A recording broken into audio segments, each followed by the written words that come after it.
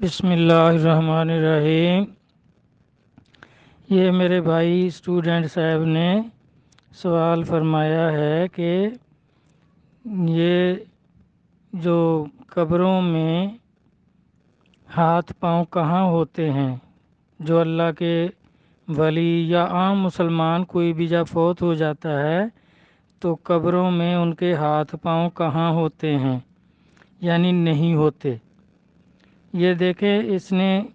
اس آیت سے لیا ہے سورۃ اعراف میں 91 نمبر آیت سے 100 نمبر آیت تک۔ یہ سب کا سب جو ہے یہ کافروں اور ان کے بتوں کے بارے میں ہے۔ اللہ تعالیٰ بتوں کے بارے میں فرما رہے ہیں کہ ان کے نہ ہاتھ ہیں، نہ پاؤں ہیں، نہ کان ہیں، نہ ان کی زبان ہے، یعنی ان کا کچھ بھی نہیں، وہ تو بت ہیں، نہ وہ سنتے ہیں نہ بولتے ہیں۔ تو یہ تو سب کا سب پوری یہ آیات جتنی ہیں 91 نمبر سے 100 نمبر تک، یہ سب کی سب جو ہیں یہ کافروں اور بتوں کے بارے میں ہیں۔ اور اس نے یہ سوال جو کیا ہے کہ ان کے ہاتھ پاؤں نہیں ہوتے تو قبروں میں، یہ کسی معتبر کتاب کا حوالہ نہیں، نہ ہی قرآن و حدیث سے حوالہ دیا ہے کہ مرنے کے بعد ان کے اعضاء جو ہیں ہاتھ پاؤں ساقط ہو جاتے ہیں۔ یہ صرف اپنی سوچ کے مطابق انہوں نے ارشاد فرمایا ہے۔ حالانکہ حدیث مبارکہ کے مطابق دیکھیں تو نبی علیہ الصلوۃ والسلام جب معراج میں جبرائیل علیہ السلام کے ساتھ مکہ شریف سے بیت المقدس تشریف لے جا رہے تھے تو آپ نے فرمایا کہ میں نے دیکھا موسیٰ علیہ السلام اپنی قبر میں نماز پڑھ رہے تھے۔ اب نماز کا پڑھنا جو ہے اس میں رکوع سجود ہوتا ہے، تو پھر اگر ہاتھ پاؤں نہیں تھے تو سرکار نے یہ تو نہیں فرمایا کہ موسیٰ علیہ السلام کے ہاتھ پاؤں نہیں تھے لیکن وہ نماز پڑھ رہے تھے۔ اور پھر سب انبیاء کرام کا بیت المقدس میں حضور علیہ الصلوۃ والسلام کے پیچھے نماز پڑھنا، تو اس میں بھی دیکھیں رکوع اور سجود ہوتا ہے۔ تو سب نبی پھر کس طرح پڑھ رہے تھے؟ یا تو ہوتا کہ نماز کی تلاوت کر رہے تھے یا نماز کے بارے سوچ رہے تھے۔ پڑھنے کا اگر سرکار فرما رہے ہیں تو اس میں تو رکوع سجود ہوتا ہے، پھر ہی نماز پڑھی جاتی ہے۔ تو اس میں ان کے ہاتھ پاؤں کا نہ ہونا یہ تو سوال ہی پیدا نہیں ہوتا، اور نہ ہی نبی پاک صلی اللہ علیہ وسلم نے فرمایا کہ انبیاء کے ہاتھ پاؤں نہیں تھے۔ اور پھر آپ پہلے آسمان پر پہنچے ہیں براق پر جبرائیل علیہ السلام کے ساتھ، تو آپ فرما رہے ہیں کہ وہاں آدم علیہ السلام بیٹھے تھے۔ اب بیٹھنے کے لیے بھی پاؤں اور ٹانگیں اور اعضاء کا ہونا ضروری ہے، اور چھٹے آسمان پر موسیٰ علیہ السلام بیٹھے ہیں، تو ملاقات ہوتی ہے اور مشورے دیتے ہیں کہ نمازیں کم کروا لو۔ تو اس کا مطلب ان کے پورے اعضاء ان کے ساتھ تھے۔ اور پھر یہ تو ہے نبیوں کے بارے میں، اور عام مسلمانوں کے بارے میں دیکھیں، نبی علیہ الصلوۃ والسلام کا فرمان پاک ہے کہ جب قبرستان جاؤ تو ان کو بولو السلام علیکم اہل القبور، تو وہ جواب دیتے ہیں وعلیکم السلام۔ اب وہ زمین کے نیچے دفن ہیں تو وہ ہماری آواز سن رہے ہیں، اس کا مطلب ان کے کان کام کر رہے ہیں، ان کی سماعت بلکہ زندگی سے زیادہ ہو گئی ہے، اور ان کی بصارت بھی زیادہ ہو گئی ہے، وہ ہمیں دیکھ بھی رہے ہیں۔ مٹی کی اتنی موٹی تہ کہ نیچے سے وہ سن بھی رہے ہیں اور دیکھ بھی رہے ہیں اور جواب بھی دے رہے ہیں۔ اسی طرح کافروں کے بارے میں، یہ تو ہے مسلمانوں کے بارے میں،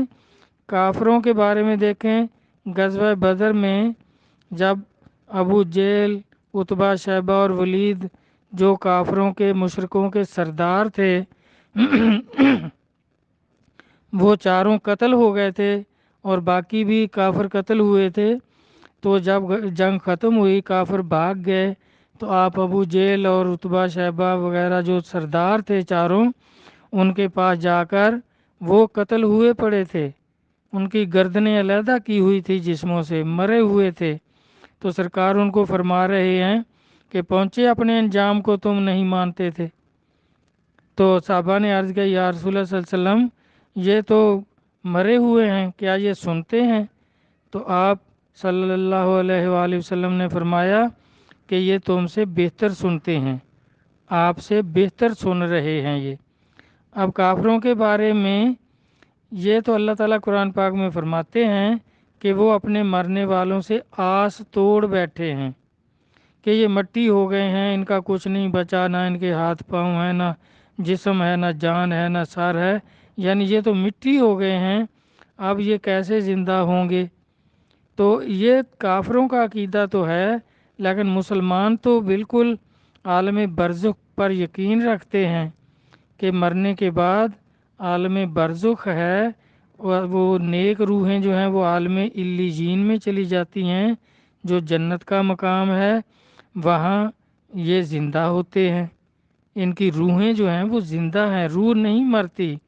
روح داخل کی جاتی ہے اور نکال لی جاتی ہے، تو اس کے روح کے اعضاء یا اس دنیا میں جس طرح ہمارے اعضاء ہیں یہ سارے روح کے بھی اعضاء ہیں، یہ بالکل ساتھ ہی رہتے ہیں، عالم ناسوت میں بھی، عالم برزخ میں بھی، اور عالم علیجین میں بھی۔ اور جو کافر ہیں، گناہ گار ہیں، یہ سجین میں ہوتے ہیں، وہاں ان کو عذاب ہوتا ہے، یہ دوزخ کی جگہ ہے۔ تو اس طرح ثواب، عذاب یہ عالمی علیجین اور سجین میں ہوتا ہے، تو بھائی وہاں ان کے اعضاء موجود ہوتے ہیں، سارے اعضاء ہوتے ہیں۔ تو اس طرح ہم یہ کیسے تسلیم کر لیں کہ بھئی اب یہ ولیوں کے بارے میں ہے، یہ آیتیں جو ہیں کہ ان کے ہاتھ پاؤں نہیں ہیں قبر میں، نعوذ باللہ، اللہ معافی دے۔ دیکھیں قبر میں چاہے گناہ گار ہے تو وہ اپنے گناہوں کے ساتھ، اپنے پورے اعضاء کے ساتھ قبر میں وہ ہوتا ہے، اس کی روح ہوتی ہے، لیکن ایک فرق جو ہے، جو آپ کی سمجھ سے باہر ہے، اللہ تبارک تعالیٰ جیسے فرما رہے ہیں کہ شہید زندہ ہیں، شہید زندہ، انہیں مردہ گمان بھی نہ کرو، وہ اپنی قبروں میں عبادت بھی کرتے ہیں، کھاتے پیتے بھی ہیں، لیکن اس زندگی کا آپ کو شعور نہیں ہے۔ اللہ فرما رہے ہیں کہ آپ کو اس زندگی کا شعور دیا نہیں، اس لیے سمجھ میں نہیں آئے گا، لیکن یہ کہنا کہ ان کے اعضاء ختم ہو گئے یا ہاتھ پاؤں ساقط ہو گئے تو یہ بالکل صحیح نہیں ہے۔ وہ اپنے تمام اعضاء کے ساتھ، ہر انسان مرنے کے بعد چاہے کافر ہے، چاہے مسلمان ہے، چاہے ولی ہے، چاہے نبی ہے، تو وہ اپنے تمام اعضاء کے ساتھ اور اپنے مرتبے کے ساتھ، اپنے اگر مسلمان ہے تو اپنے اسلام کے ساتھ وہ اس عالم برزخ میں ہوتا ہے، اور اسی اپنے تمام اعضاء کے ساتھ اور اپنے مرتبے کے ساتھ حشر میں ہوگا۔ یعنی اللہ کا ولی ہے تو وہ مرنے کے بعد عالم برزخ میں بھی اللہ کا ولی ہے، اس کے تمام اعضاء اور ولایت اس کے ساتھ ہے، حشر میں بھی وہ اپنی ولایت اور اپنے پورے اعضاء کے ساتھ حاضر ہوں گے، اور جنت میں بھی وہ اپنے اس مرتبے کے ساتھ، یہ نہیں ہے کہ زمین پر اللہ کا ولی ہے تو عالم برزخ میں وہ اس کی ولایت ختم ہو جائے گی، معزول ہو جائے گا، نہیں، وہاں بھی اس کی ولایت اس کے ساتھ ہے، حشر میں بھی وہ اللہ کا ولی ہے، جنت میں بھی وہ اعلیٰ مقام ہوں گے، عام مسلمانوں سے ولی کے مراتب بلند ہو گئے، اعلیٰ جنتوں میں ہوں گے۔ اسی طرح نبی دنیا میں بھی نبی ہے، عالم برزخ میں بھی نبی ہے، نبوت کے ساتھ جاتا ہے، حشر میں بھی وہ نبی ہے۔ اس طرح جس طرح لوگ کہتے ہیں کہ عیسیٰ علیہ السلام معزول ہو گئے، وہ حضور کی امتی بن کر آئیں گے، بھائی یہ نبی پاک صلی اللہ علیہ وسلم نے تو نہیں فرمایا کہ اب وہ نبی نہیں رہیں گے، بلکہ حدیث پاک ہے کہ اے مسلمانوں اس وقت تمہاری کیا شان ہوگی جب ایک نبی تمہارے پیچھے نماز پڑھے گا۔ تو عیسیٰ علیہ السلام کے بارے میں یہ نہیں فرما رہے کہ وہ اب نبی نہیں ہیں، اب آپ کے پیچھے نماز پڑھیں گے، وہ نبی ہیں، نبوت ان کی معزول نہیں ہوئی، ختم نہیں ہوئی، نہ ہی اللہ نے فرمایا ہے کہ یہ اب عیسیٰ علیہ السلام نبی نہیں رہے، ان کی نبوت ختم ہو گئی۔ یہاں ان کو یہ فضیلت ہے کہ وہ حضور کے امتی ہیں، لیکن نبوت کے ساتھ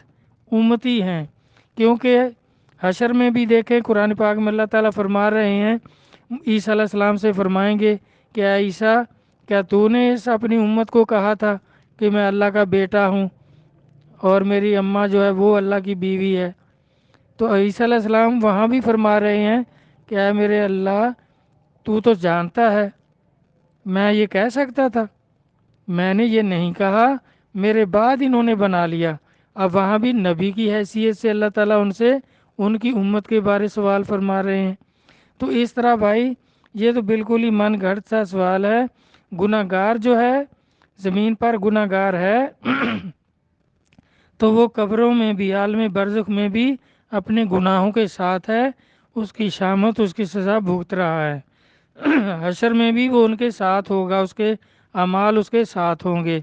اور دوزخ میں بھی اس کے اعمال جو ہیں وہ اس کے ساتھ ہی رہیں گے۔ اس طرح ہر نیک یا بد اپنے اعمال اور اپنے مرتبے یا اس گناہوں کی نوست اس کے ساتھ ہی قبر میں ہوتا ہے۔ کوئی اعضاء، کوئی عمل، کوئی درجہ، کوئی مرتبہ ساقط نہیں ہوتا۔ تو یہ تو بالکل بھائی کافروں کے بتوں کے بارے میں آیتیں ہیں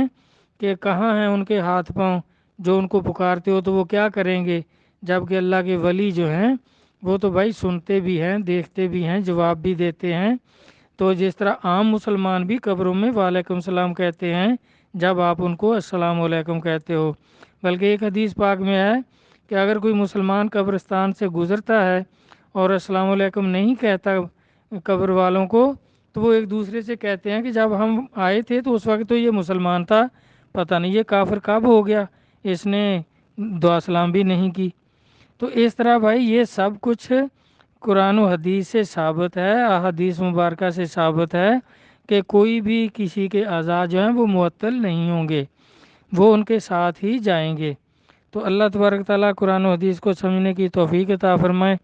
امید ہے سمجھ آ گئی ہوگی۔ باقی جو اس بھائی کے سوال ہیں ان کا نا تفصیل کے ساتھ صحیح تقویت الایمان جو ہماری کتاب ہے اس میں اس کے جوابات سوال لکھ لکھ کر جواب موجود ہیں، تو اتنا اس میں وضاحت کے ساتھ ہو نہیں سکتا، وہ اس کتاب میں آپ مطالعہ فرمائیں، انشاءاللہ آپ کی تسلی ہوگی۔ پھر اگر کوئی سوال رہ جائے اس کا مطالعہ کرنے کے بعد